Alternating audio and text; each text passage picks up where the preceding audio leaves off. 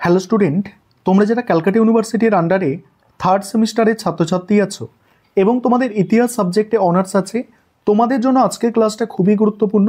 আজকের ক্লাসে তোমাদের ডিএসসিসি 3 পেপারের 100% কমনযোগ্য সাজেশন নিয়ে আলোচনা করব। প্রথমেই বলে রাখি, তোমাদের থার্ড সেমিস্টারে অনার্সে 3টে মোট পেপার পড়তে হবে।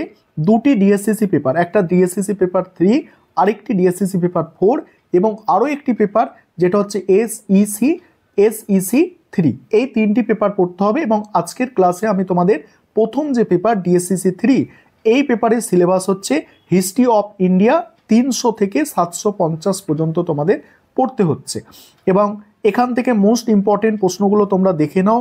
আর তোমরা যারা ইংলিশ ভার্সনের স্টুডেন্ট আছো, তোমরাও আজকে ক্লাসটা দেখো, কারণ সাজেশনটা তোমরা শেষে ইংলিশেও পেয়ে যাবে। দেখো 20 নম্বরের প্রশ্ন যেগুলো তোমরা তৈরি করবে দেখো, আর যেগুলো 2024-এ পরীক্ষায় এসেছে সেই প্রশ্নগুলো আমি এখানে মেনশন করে রেখেছি, অর্থাৎ এখানে উল্লেখ করে দিয়েছি যাতে তোমরা এগুলো বাদ দিয়ে পড়তে পারো। দেখো প্রথম প্রশ্ন মোস্ট ইম্পর্টেন্ট প্রশ্ন, আর যেগুলো স্টার দিয়ে চিহ্নিত করা আছে এগুলো হচ্ছে তোমাদের জন্য সর্বাধিক গুরুত্বপূর্ণ প্রশ্ন। প্রথম প্রশ্ন, মৌর্য সাম্রাজ্য পতনের কারণগুলি সংক্ষেপে বিবৃত করো। একদমই মোস্ট ইম্পর্টেন্ট প্রশ্ন। তারপর অশোকের ধর্মের রাজনৈতিক দর্শন, এটা গতবারে পরীক্ষায় এসে গিয়েছে, তোমাদের জন্য একদমই গুরুত্বপূর্ণ নয়। এই প্রশ্নগুলো তোমরা 5-এর জন্য করতে পারো, যে অশোকের ধর্ম, ঠিক আছে, এটা 5 নম্বরের জন্য গুরুত্বপূর্ণ, তবে 20 নম্বরে আর আসবে না। পরের প্রশ্ন, অশোকের ধর্মের চরিত্র আলোচনা করো, মোস্ট ইম্পর্টেন্ট আছে। পরের প্রশ্ন আছে, কুষাণ সম্রাট কনিষ্কের রাজনৈতিক ও সাংস্কৃতিক কৃতিত্ব বিশ্লেষণ করো বা বিবরণ দাও। নেক্সট, খ্রিস্টীয় প্রথম 3 শতকে রোম ভারত বাণিজ্যের সম্পর্ক, এটা কিন্তু গতবারে এসে গিয়েছে, ঠিক আছে। আর তোমরা যদি গতবারের সাজেশন আমার দেখো, সেখানে কিন্তু 100%-এর বেশি প্রশ্নই কমন এসেছে, ঠিক আছে। আর এবারেও তোমরা দেখেছো সেকেন্ড সেমিস্টারে সব প্রশ্নই কমন পেয়েছো, আর এবারেও কমন পাবে। পরের প্রশ্ন আছে, প্রাচীন ভারতের শূদ্র অস্পৃশ্যদের স্থান নির্ণয় করো। নেক্সট, সাম্রাজ্য বিজেতা হিসাবে সমুদ্রগুপ্তের কৃতিত্ব মূল্যায়ন করো। নেক্সট, সমুদ্রগুপ্তের সাম্রাজ্যবাদী নীতি আলোচনা করো। নেক্সট, গুপ্তযুগকে সুবর্ণযুগ বলা কতটা সঙ্গত, যুক্তিসহ বিচার করো। পরের প্রশ্ন আছে, গুপ্তযুগকে থ্রেশহোল্ড টাইম বলে কেন চিহ্নিত করা হয়। পরের সাজেশন নিয়ে আলোচনা করব, তার আগে একটা বিষয় তোমাদের বলে দিই। তোমাদের জন্য কিন্তু স্টাডি মেটেরিয়াল তৈরি করা হয়ে গিয়েছে। তোমরা যারা স্টাডি মেটেরিয়াল পারচেস করতে ইচ্ছুক আছো, নিচে একটা হোয়াটসঅ্যাপ নাম্বার দেখতে পাচ্ছ, এই নম্বরে যোগাযোগ করে তোমরা স্টাডি মেটেরিয়াল পারচেস করে নিতে পারো। এবং এবারে স্টাডি মেটেরিয়াল একটু তাড়াতাড়ি কেন রেডি করা হয়েছে, তোমাদের যাতে স্টাডি মেটেরিয়ালটা নিয়ে 3টে পেপার তো তোমাদের পড়তে সময় লাগবে, তাই প্রথম থেকে যাতে ভালো করে তৈরি হতে পারো, তাই স্টাডি মেটেরিয়াল আমাদের অলরেডি রেডি করে নেওয়া হয়েছে। পরের প্রশ্ন আছে দেখো, ধর্মশাস্ত্র প্রাচীন ভারতের নারীর সম্পত্তির অধিকার ও বিবাহ ব্যবস্থার একটি চিত্র, এটা মানে 24-এ এসে গিয়েছে, এই প্রশ্ন তোমাদের করতে হচ্ছে না। ধর্মশাস্ত্র অনুযায়ী প্রাচীন ভারতের নারীর সম্পত্তির অধিকার ও বিবাহ ব্যবস্থা যেটা। পরের প্রশ্ন আছে দেখো, গুপ্ত সংস্কৃতির প্রধান ধারণাগুলি আলোচনা করো, আর এটা কি নবজাগরণ ছিল। পরের প্রশ্ন, গান্ধার ও মথুরা শিল্পশৈলীর বৈশিষ্ট্যগুলি আলোচনা করো, এটাও এসে গিয়েছে 24-এ, এটাও তোমাদের করতে লাগছে না। অজান্তা গুহাচিত্রের ওপর একটি সংক্ষিপ্ত বিবরণ দাও। পরের প্রশ্ন দেখো, পরের প্রশ্ন আছে, পল্লব স্থাপত্য ও শিল্প সম্পর্কে আলোচনা করো। নেক্সট, গৌতমীর পুত্র সাতকর্ণীর কৃতিত্ব, শক সাতবাহন সংঘর্ষের প্রকৃতি আলোচনা করো। ভারতে সামন্ততন্ত্রের উত্থানের প্রেক্ষাপট আলোচনা করো। আর প্রাচীন ভারতে বিজ্ঞান ও চিকিৎসা শাস্ত্রের উৎপত্তি ও অগ্রগতির বিবরণ দাও।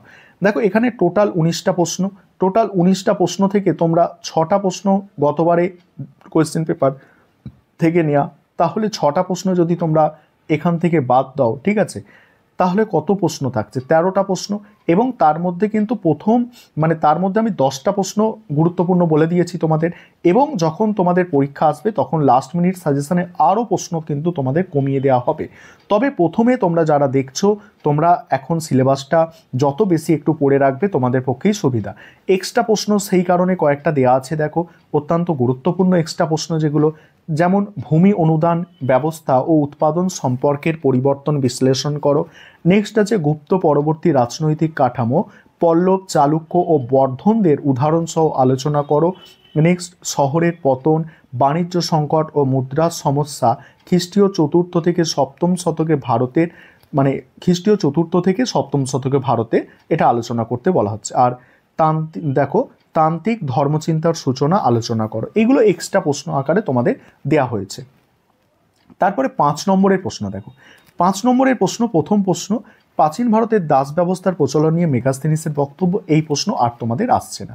দ্বিতীয় প্রশ্ন আসবে না, 24-এর প্রশ্ন পড়ে গিয়েছে। তারপরে মৌর্য যুগে রাজস্ব ব্যবস্থার বৈশিষ্ট্য। নেক্সট, মৌর্য কৃষি ব্যবস্থার উপর সংক্ষিপ্ত টিকা। নেক্সট, মৌর্যোত্তর যুগে উত্তর ভারতের নগরায়নের ওপর সংক্ষিপ্ত টিকা। নেক্সট, গুপ্ত শাসন প্রতিষ্ঠার প্রাক্কালে উত্তর ভারতের রাজনৈতিক অবস্থা সংক্ষেপে বিবৃত করো। পরের প্রশ্ন দেখো, পরের প্রশ্ন আছে দেখো, গুপ্ত যুগে নারীর অবস্থানের ওপর একটি সংক্ষিপ্ত টিকা লেখো। তারপরের প্রশ্ন, সঙ্গম সাহিত্য বলতে কি বোঝো। নেক্সট, অগ্রহার ব্যবস্থা সম্পর্কে একটি সংক্ষিপ্ত টিকা লেখো। নেক্সট, গান্ধার শিল্পরীতি সম্পর্কে একটি সংক্ষিপ্ত টিকা লেখো। নেক্সট, মথুরা শৈলীর ভাস্কর্যের ওপর একটি সংক্ষিপ্ত টিকা। নেক্সট আছে সমুদ্রগুপ্তের সাম্রাজ্য কতদূর বিস্তৃত ছিল। এবার এখানে 24-এর প্রশ্ন তো তোমাদের বাদ দিয়ে করতে হবে, ঠিক আছে। অশোকের কলিঙ্গ যুদ্ধের তাৎপর্য সংক্ষেপে আলোচনা করো। নেক্সট আছে দেখো, প্রাচীন ভারতের ইতিহাস রচনায় কৌটিল্যের অর্থশাস্ত্র গ্রন্থের গুরুত্ব। আর এটা পড়ে গিয়েছে, এটা করতে লাগছে না। আর অশোকের শিলালিপি সম্পর্কে টিকা। তাহলে দেখো এখানে একটা 24-এর প্রশ্ন, এখানে একটা, তাহলে দুটো হলো, দুটো।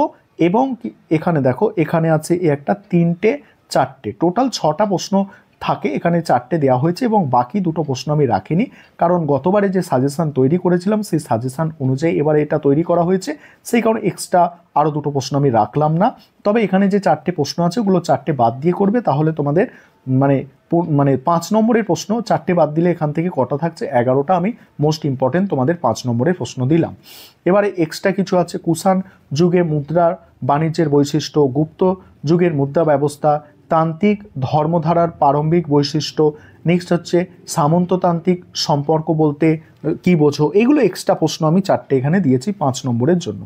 এবার তোমরা যারা ইংলিশ ভার্সনের স্টুডেন্ট আছো তোমরা সাজেশনটা দেখে নাও। আর আমাদের স্টাডি মেটেরিয়াল বাংলা ভার্সনের পাশাপাশি ইংলিশ ভার্সনেও অ্যাভেলেবেল আছে, অর্থাৎ ইংলিশ ভার্সনেও পাওয়া যায়। তোমরা যারা ইংলিশ ভার্সনের স্টাডি মেটেরিয়াল পারচেস করতে ইচ্ছুক আছো তোমরাও যোগাযোগ করতে পারো। সম্পূর্ণ সাজেশন দেখে নাও, আমি স্ক্রল করে যাচ্ছি ধীরে ধীরে, তোমরা সম্পূর্ণ সাজেশন দেখে নাও এবং তোমাদের সুবিধা মতো তোমরা স্ক্রিনশট করে নাও।